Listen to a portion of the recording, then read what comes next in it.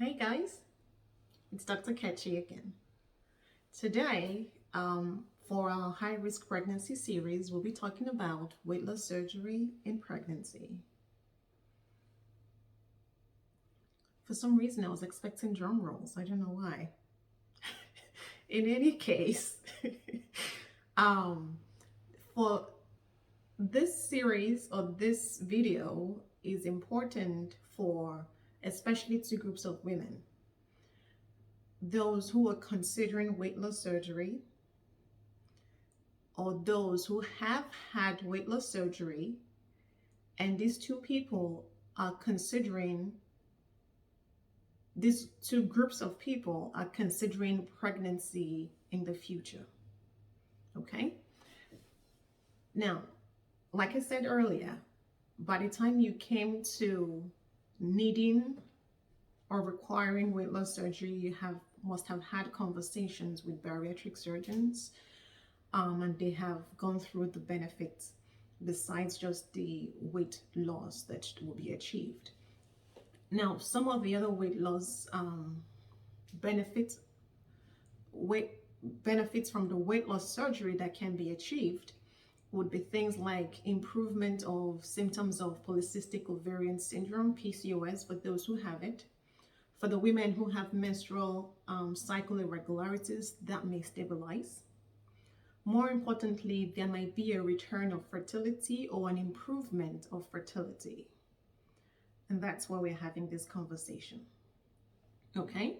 Because while that in and of itself is a good thing, the question is, should you get pregnant? Or how quickly should you get pregnant? What we answer to that? The answer to that is you should wait at least 12 to 24 months after the bariatric surgery before conceiving. Let me say that again. You should wait at least 12 to 24 months after the bariatric surgery before you get pregnant. Okay? Not before you deliver. Yes, not before you deliver, before you get pregnant. Okay? I'm making that emphasis and clarification because it's a very common question. Okay? Now, the question is, why do we tell you to wait? Well, that's because in the immediate period or after the surgery, or even there is that time of reduced food intake, okay? Reduced food tolerance.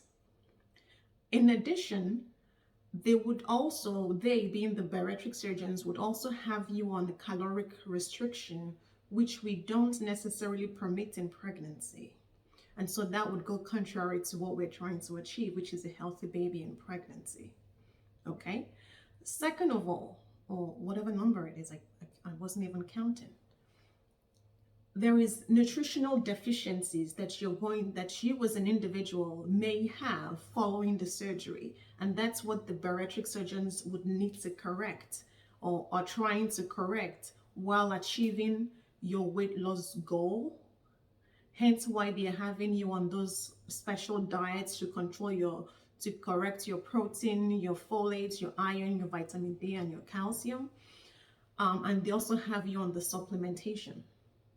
So having or conceiving a baby in that time period is almost detrimental to the baby, because in the early time of pregnancy is when the baby's organs are being formed. And so if you were deficient in your nutrition or your nutrients at that point, it wouldn't go well.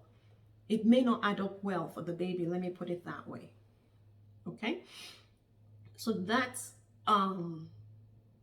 some of the reasons why we make the recommendation for the time interval to wait. The other reason is also because sometimes some women might have a delayed complication from surgery, from the bariatric surgery, weight loss surgery, right? And when this happens, it can be difficult to diagnose it in pregnancy.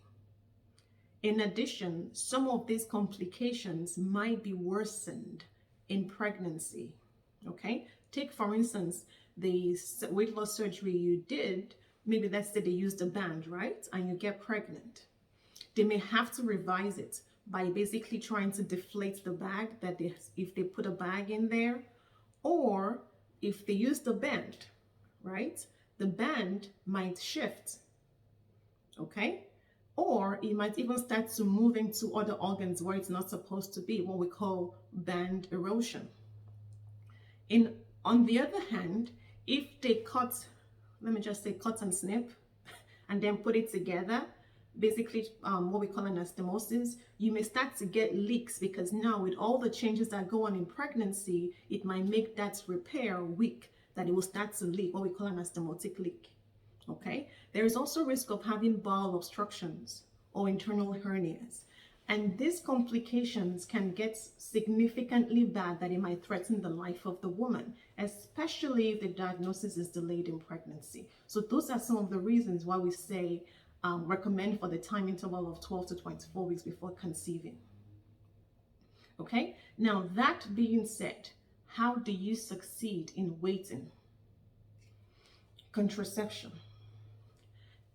Or even if you're already on contraception, that's a conversation that still needs to be had. Is it appropriate? Because what some studies have shown is that some patients who were or are on oral contraceptives, OCPs, prior to the weight loss surgery tend to have an increased risk of having surprise pregnancies, for want of a better word at this time. Unintended pregnancy. What did I, anyway. Okay, so we would have to have the conversation if continuing the birth control pills is a better option for you, or should you move towards other options like injectables, the implants, or the IUDs.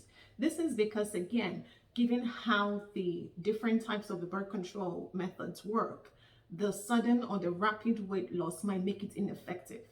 So that's why you need to have a conversation, or, like I always say, ask me and I'll see, we can discuss it and see what will be better off for you if you need to continue on that.